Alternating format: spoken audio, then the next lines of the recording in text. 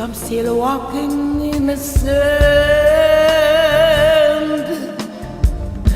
step by step, heavy lights, swinging on and dropping by, living rhythms, grain by grain. It's because of some memory. We're in Le Grand Café with MFA Kera, very well-known songstress, composer, band leader from Madagascar via Senegal to Paris and to Berlin. I have some serious questions about the power of women in music. Can you speak to that, please? It's a wonderful question, thank you. The power of the woman in music. Then I will go directly to my motherland, which used to be a matriarch, by the way. And for me, the power of the woman was the voicing. The women are singing. They are singing for their kids, first of all. They are singing when they demonstrate. They are singing when they do the duty at home. They are singing for the ceremonies. So it's a voicing of the life, past, present, and future. Now, for me, it has been a little bit like this. And also, my career was almost determined by my first encounter with Mahalia Jackson. I'm a Christian. I was educated Christian in a Muslim country. My second country was Senegal, as you said. And at church, in a church, it was kind of stiff. And until the day when on these first portable radios on the terrace of our house, I heard the voice of Mahalia Jackson. I did not know it was Mahalia Jackson. So I ran in the gardens and I asked my father, "Who is this?" And he smiled and he said, "This is Mahalia Jackson." And I said, "Oh." I took the portable radio on myself and I say, "Later I will sing like Mahalia Jackson." And my father said, "Yeah, well, okay, we'll see." And maybe 2 weeks later it was his birthday, and I went down to town, which was Thiès, the city of the trains. In this time we had almost no asphalt. And No what? no asphalt. The streets were The roads. sand. There was no asphalt roads. Exactly. And we went down with my nanny, and I asked, there were only one big store. You could find anything, from tires to soap, milk, everything. Yeah, we had that in the States. It was called the General Store. The general store, yes. And the boss was Mr. Beshara Chartouni Sassi. He was a Lebanese, Jewish Lebanese. And by the way, he had in the front of the store this big, I guess this was a Buick, kind of American car, like you have now, for example, in Cuba.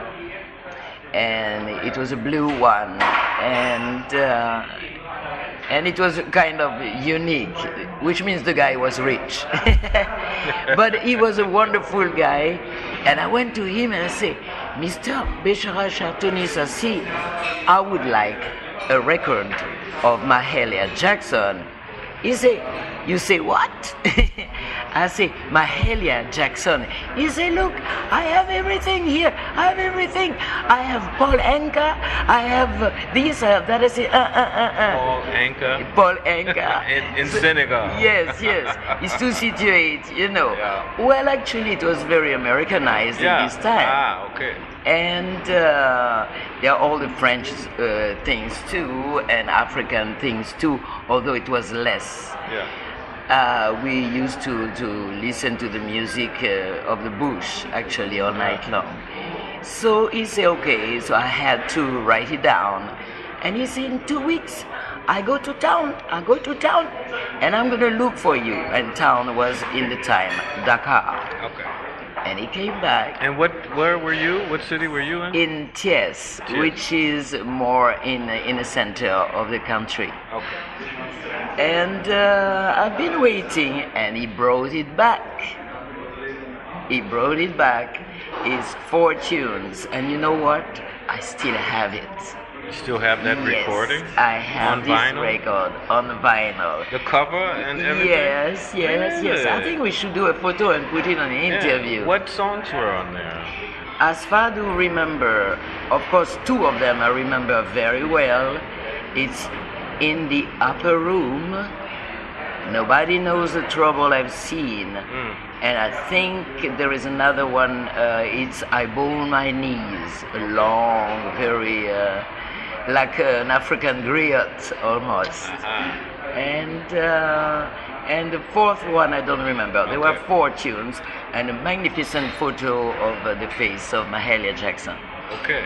So I brought it back home. I offered it to my father, which means somehow I offered it to me.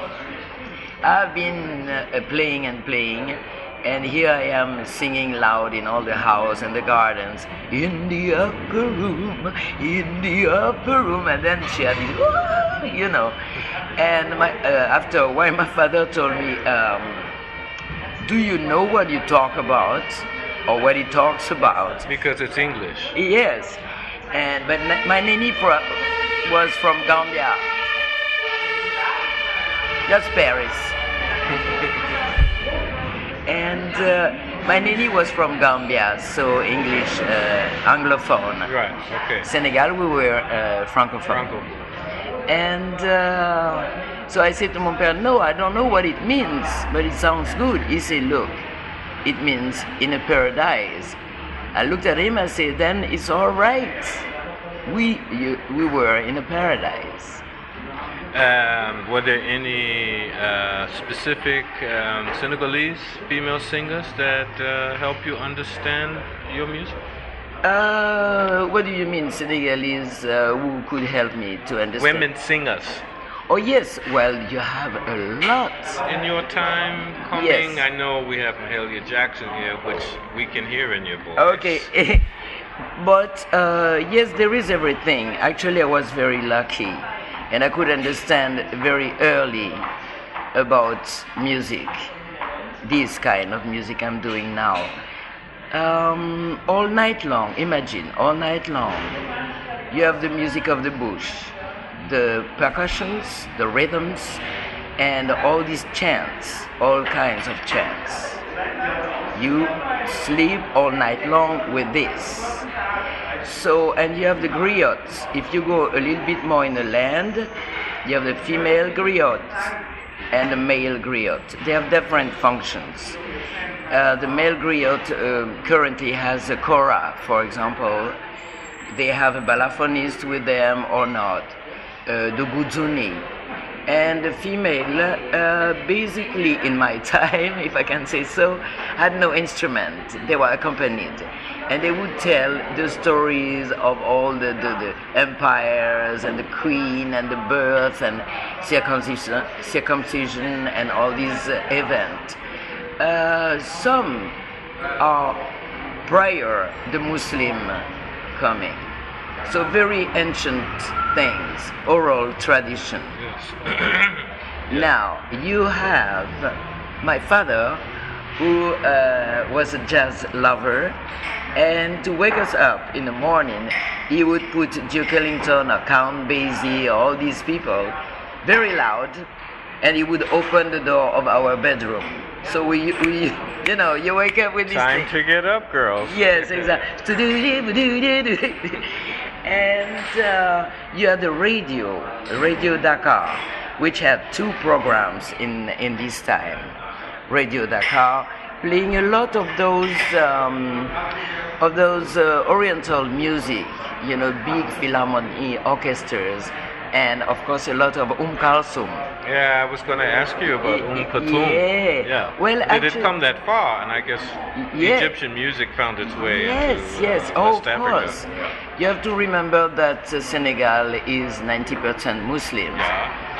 And not only Kulthum, but people of this time. So big orchestra, philharmonic orchestras. Yes. And I love this music. I knew about this music before I knew about gospel music. Okay.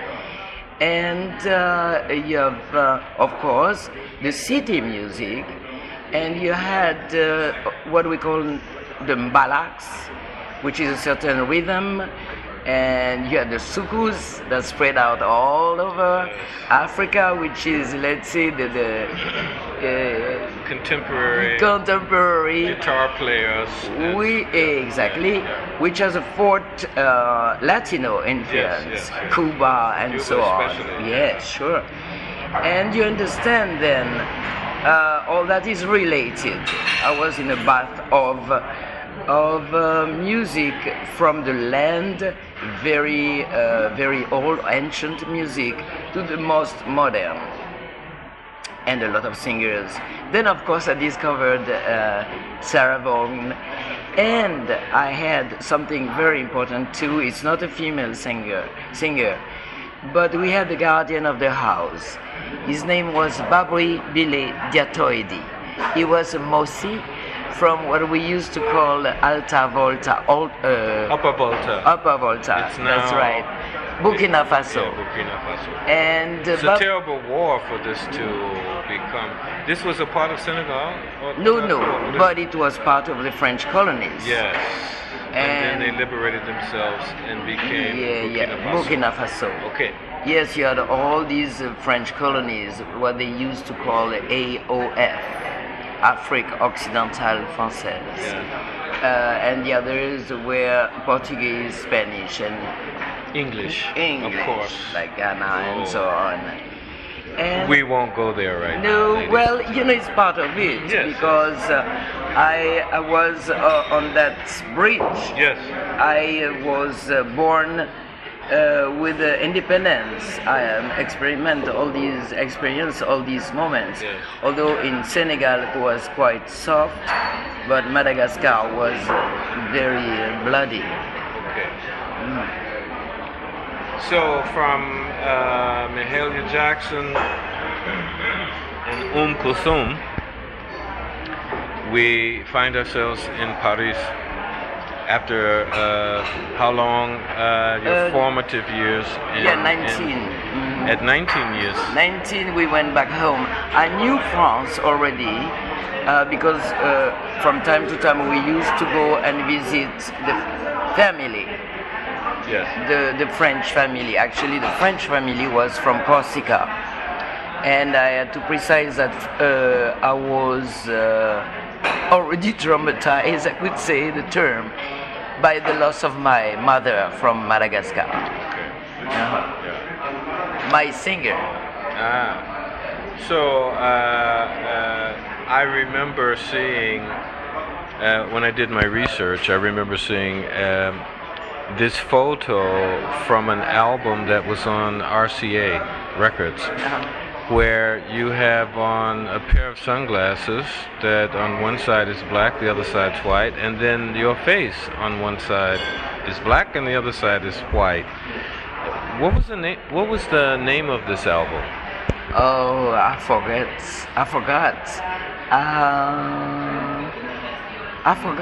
I think it was my name because we had a version. I didn't see a name on the it's album true. cover, but Except my name, it's true.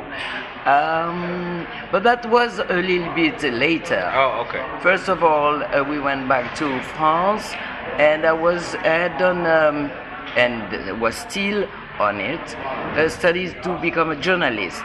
Ah. And my father was a journalist. I wanted to become a journalist. Okay. But more a music journalist, because for my father, being a musician was really not good, you know. And I owe everything to my father because, and to Mahalia Jackson, we go back to that, because my father was tired to hear me singing, kind of loud. And I used also to scat quite well. That was his fault.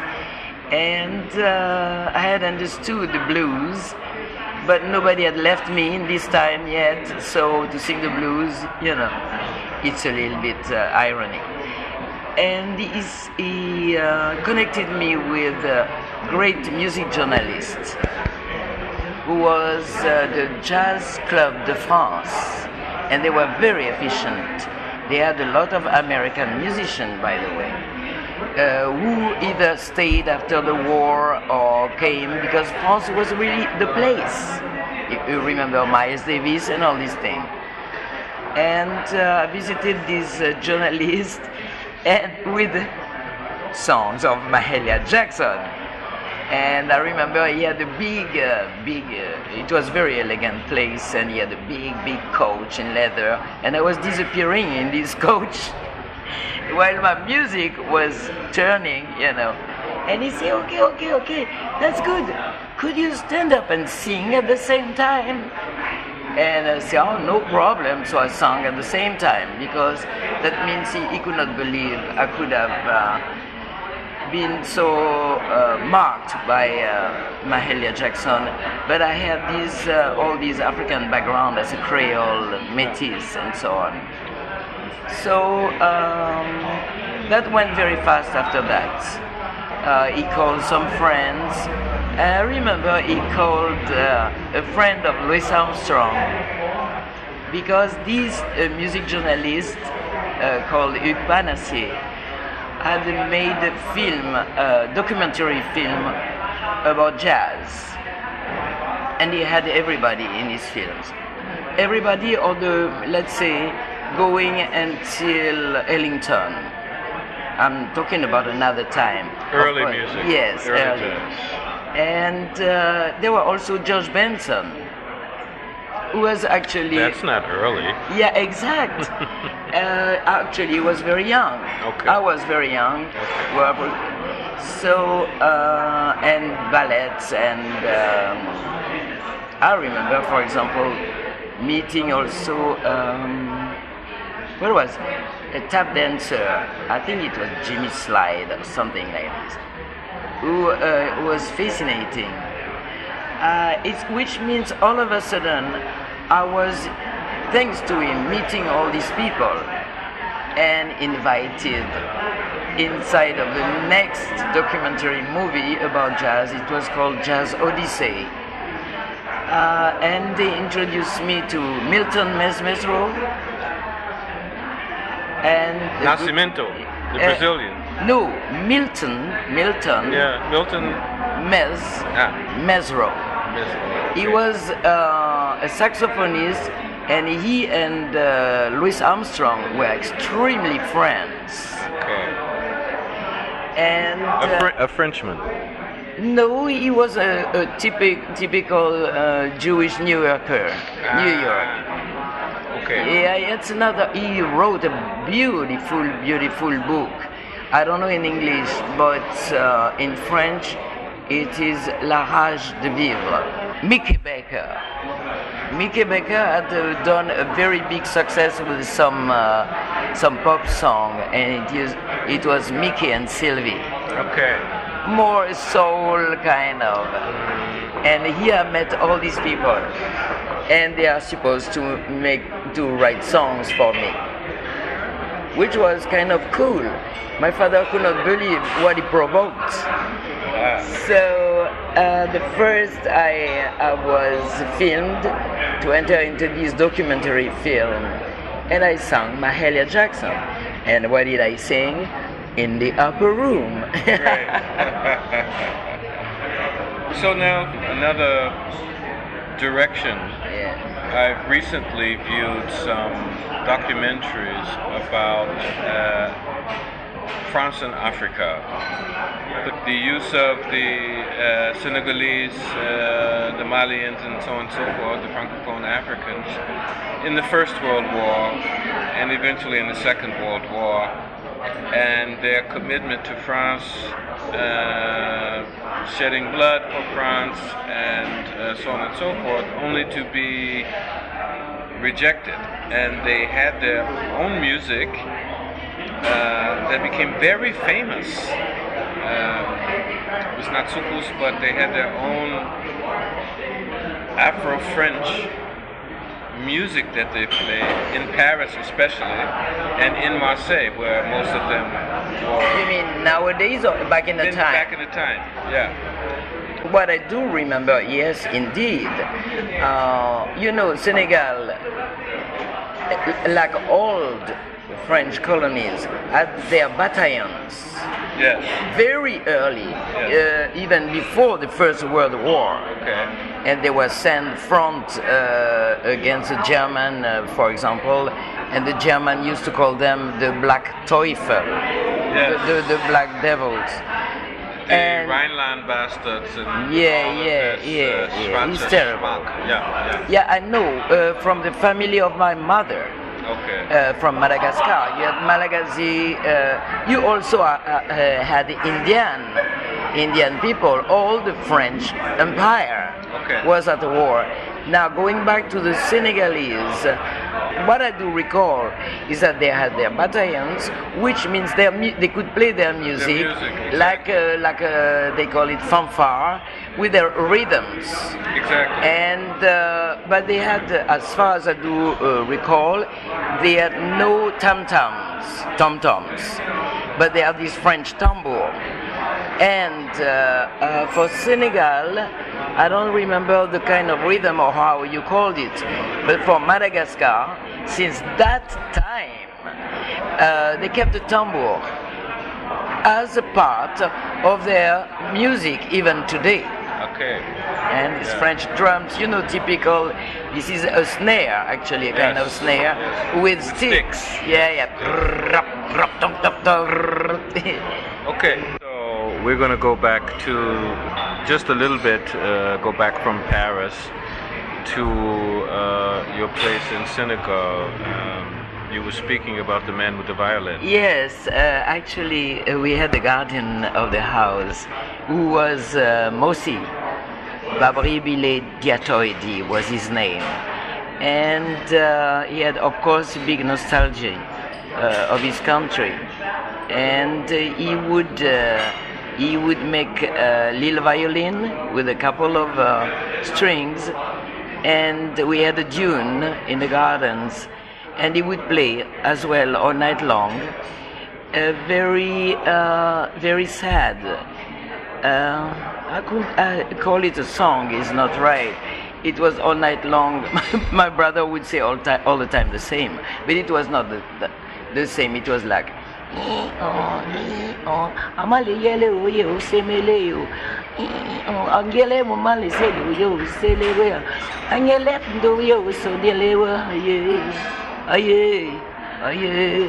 And this was killing me in the sense of this sadness, and that's the blues. Now at the same time, 5 times a day, you had the prayer. And I want to talk about that because I didn't need to learn other scales than the European scale, because I know how all these Arabic scales, because of actually we used to call it the marabout, the imam. And it was really people singing. Now they put the tapes, but the imam was calling to the prayer. The azan. Yes. Yeah, muazzin. Yeah, the muezzin was calling. And it's so beautiful. Imagine a strong Senegalese man singing the call to the prayer, telling there is no bigger but Allah. Also surely in his language, which was not Arabic, so it's a little bit softer than Arabic language, less what we call guttural. But for me, it was like scripture in the sky. I could design it. So all these influences make very logic that I sing like this even now. After you decided not to be a journalist, Well, actually, somehow I became. how did that happen? Okay.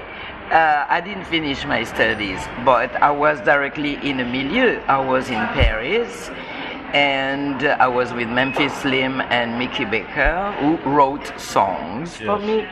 And I was really in a bath of jazz and Okay. blues. And I had done this movie, and still my father would say, yo, yo. Wait, let me interrupt you. A little bit more about Memphis Slim. Okay. Is there an anecdote that you would like to share with us? That maybe 60 seconds in a room with Memphis Slim at the time. What do you mean by 60 seconds? Well, I mean, was there an exchange? Hi, my name is. Oh, yes. Of course, first he got a call. He got a call from this French journalist telling, look, I have in my office right now something you cannot believe. She sings. Speaking about you. Yes, yes. And he says she's small, which I still am, but she's loud. And Which you still are. not all the time. Sometimes I can be soft.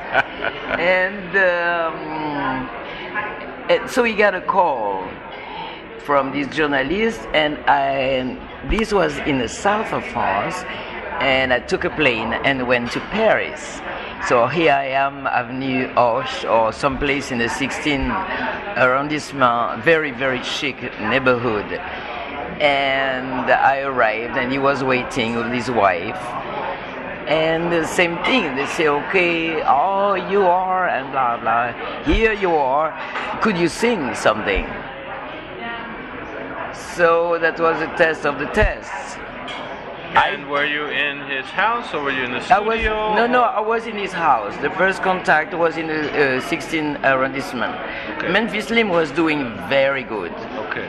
And he was playing in a club called Les Trois Maillets, which was definitely the old style, very elegant jazz club with this little round table and all live music, piano. And that's also where I could also enjoy Nina Simone, T-Bone Walker, all these people who I knew very well. So Memphis Slim was cool, he was very big, he was very rich, and he said, I'm going to take you with me in the States, and etc.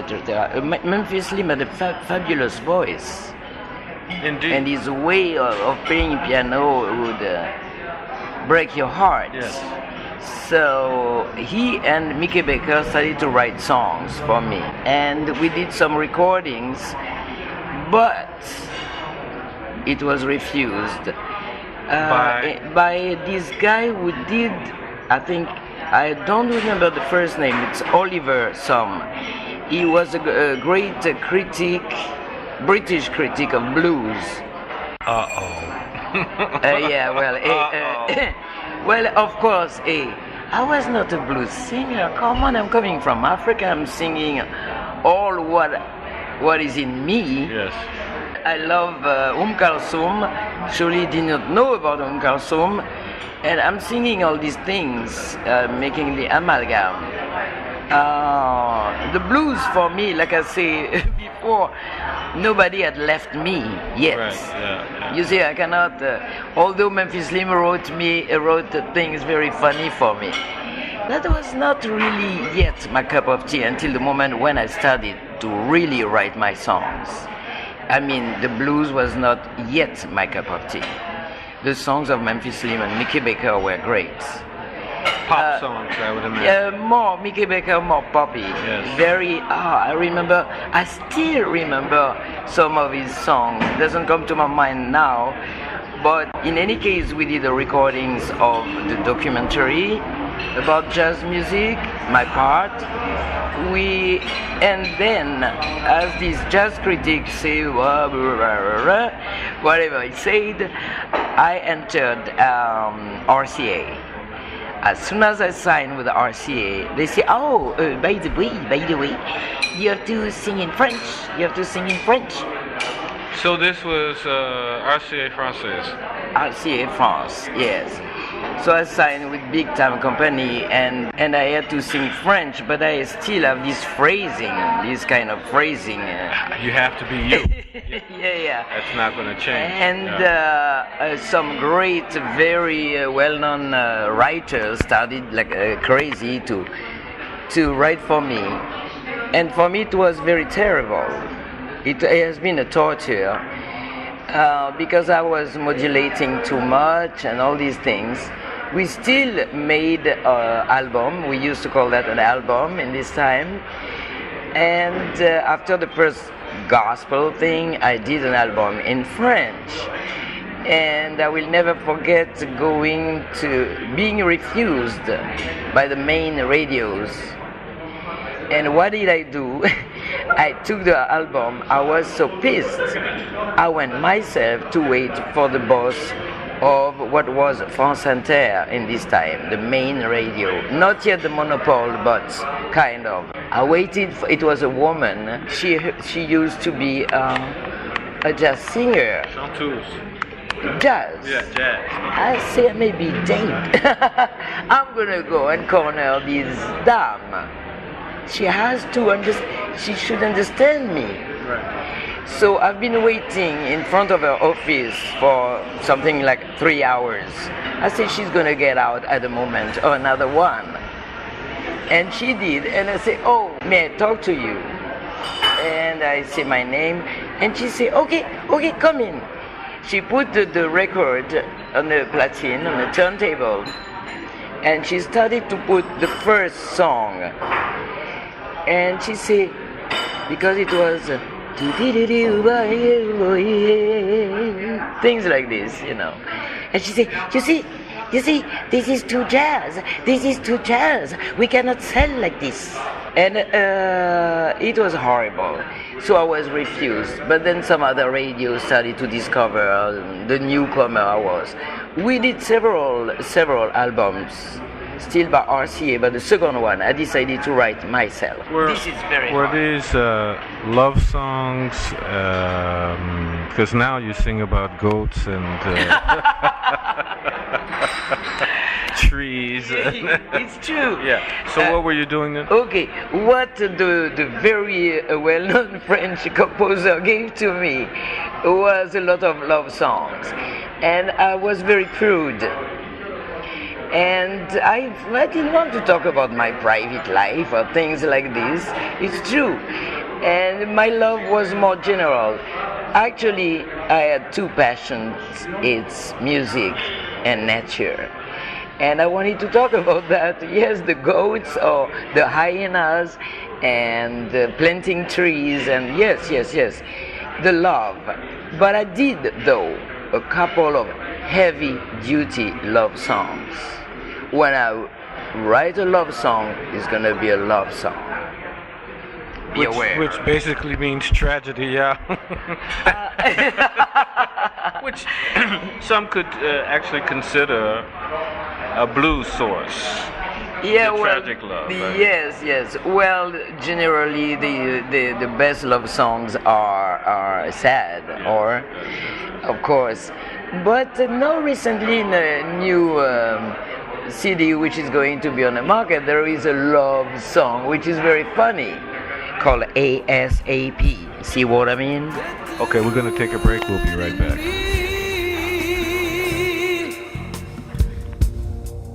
But if I'm still fluctuating,